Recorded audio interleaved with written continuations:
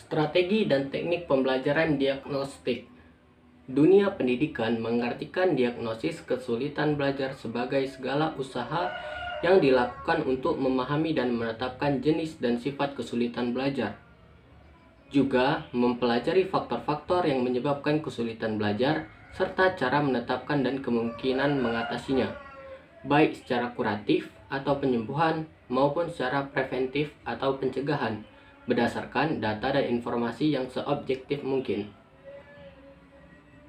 Dengan demikian, semua kegiatan yang dilakukan oleh guru untuk menemukan kesulitan belajar termasuk kegiatan diagnosa perlu diadakan diagnosis belajar karena berbagai hal. Pertama, setiap siswa hendaknya mendapat kesempatan dan pelayanan untuk berkembang secara maksimal. Kedua, adanya perbedaan kemampuan berdasarkan kecerdasan, bakat, minat, dan latar belakang lingkungan masing-masing siswa. Ketiga, sistem pembelajaran di sekolah seharusnya memberikan kesempatan pada siswa untuk maju sesuai dengan kemampuannya. Dan keempat, untuk menghadapi permasalahan yang dihadapi oleh siswa, hendaknya guru beserta BP lebih intensif dan menangani siswa dengan menambah pengetahuan, sikap yang terbuka, dan mengasah keterampilan dalam mengidentifikasi kesulitan belajar siswa. Langkah-langkah diagnosis kesulitan belajar. Para ahli dalam bidang diagnosis telah mengajukan langkah yang ditempuh untuk melaksanakan diagnosis kesulitan belajar secara berbeda. Perbedaan ini hanya perbedaan teknis, bukan perbedaan prinsip. Berdasarkan Burton, pada teknik dan instrumen yang digunakan dalam pelaksanaannya sebagai berikut. 1. Diagnosis umum atau general diagnosis.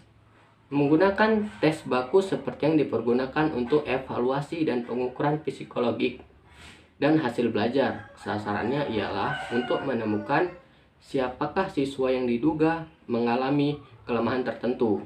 2. Diagnosis analisa atau analitik diagnostik.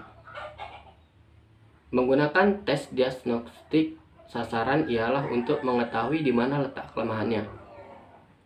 Ketiga, diagnosis psikologik atau psychological diagnosis.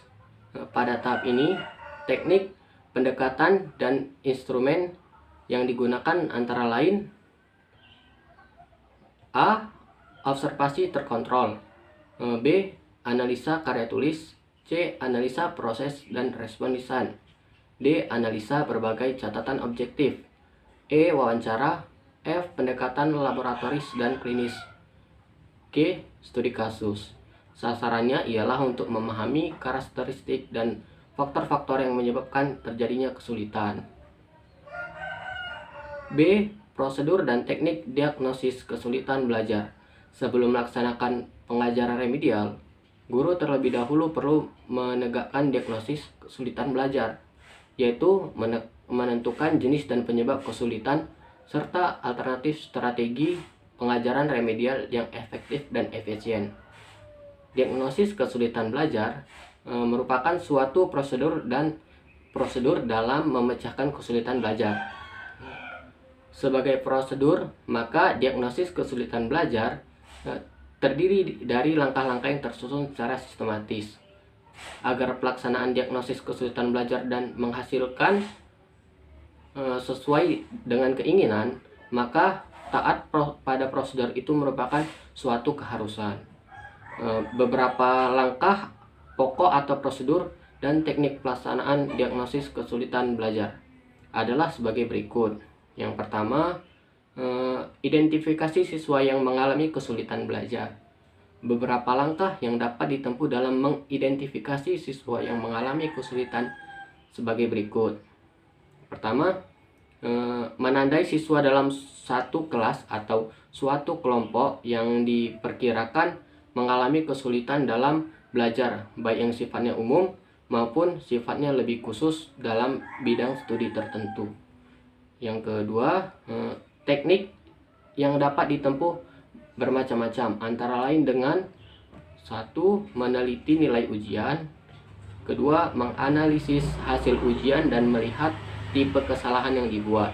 Yang ketiga, observasi pada saat siswa dalam proses belajar mengajar. Yang keempat, memeriksa buku catatan pribadi yang ada pada tugas bimbingan. Yang kelima, melaksanakan sisiometris untuk melihat hubungan sosial psikologis yang terdapat pada para siswa. 2. Melokalisasikan letaknya kesulitan atau permasalahan.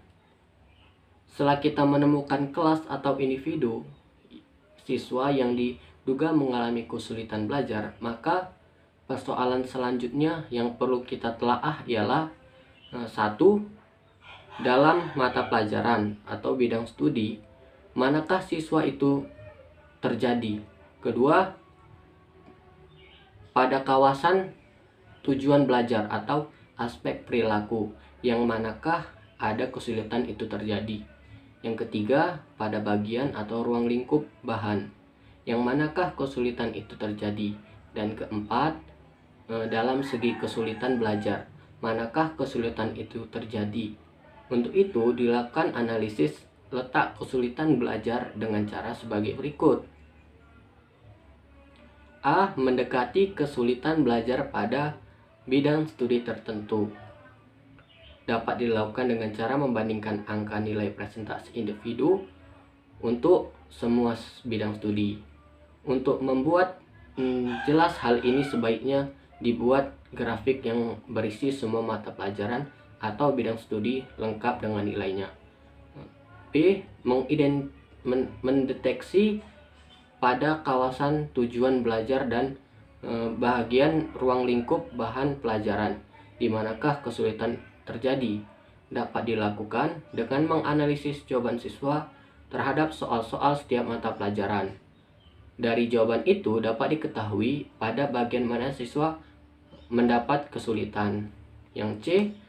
Analisis terhadap catatan mengenai proses belajar. Analisis yang dimaksud di sini adalah analisis terhadap kemampuan menyelesaikan tugas-tugas, soal-soal saat proses belajar berlangsung, kehadiran atau tidak kehadiran saat proses belajar berlangsung untuk setiap mata pelajaran, penyesuaian diri dengan temannya. Sebagai catatan umum, kedua langkah pokok 2A dan 2B di atas itu dalam pelaksanaannya dapat ditempuh dengan beberapa strategi pendekatan, antara lain 1. Dalam konteks sistem instruksional yang konvensional, pelaksanaannya mengumpulkan informasi dalam rangka mengidentifikasi kasus dan permasalahan. Ini dapat ditempuh dua cara. Yang pertama, diintegrasikan dengan kegiatan instruksional, khususnya dalam pelaksanaan evaluasi reflektif, formatif, dan sumatif, atau dengan desain pre-post. Saya akan membahas tentang cara menilai pembelajaran diagnostik. Diagnosis kesulitan belajar adalah suatu usaha yang dilakukan untuk meneliti kasus, menemukan penyebab timbulnya masalah, serta usaha menentukan letak dan jenis kesulitan belajar yang dialami siswa dan menetapkan kemungkinan bantuan yang akan diberikan sehingga siswa yang bersangkutan terlepas dari kesulitan yang dialaminya. Macam-macam kesulitan belajar ini dapat digolongkan menjadi 4 macam, yaitu dari jenis kesulitannya, ada yang berat, ada yang ringan. Dari bidang studi yang dipelajari, ada yang sebagian bidang studi, ada yang keseluruhan bidang studi.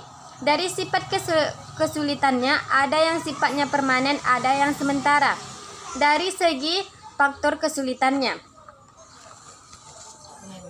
kesulitan belajar pada dasarnya suatu gejala yang nampak dalam berbagai jenis tingkah laku, baik secara langsung maupun tidak langsung. Ciri-ciri tingkah laku yang merupakan gejala kesulitan belajar, contohnya adalah menunjukkan hasil belajar yang rendah di bawah rata-rata yang dicapainya.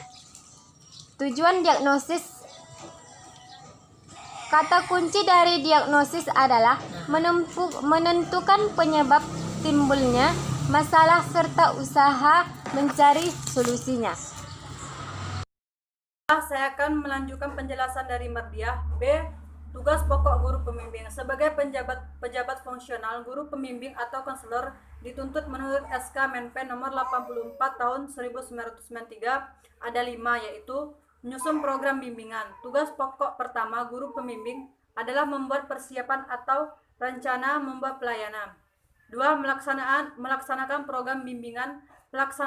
Pelaksanaan kegiatan layanan dilakukan sesuai perencanaan yang telah dipersiapkan pada bidang pribadi, sosial, belajar, karir, kehidupan, keragaman, dan kehidupan berkeluarga. 3. Evaluasi pelaksanaan program bimbingan.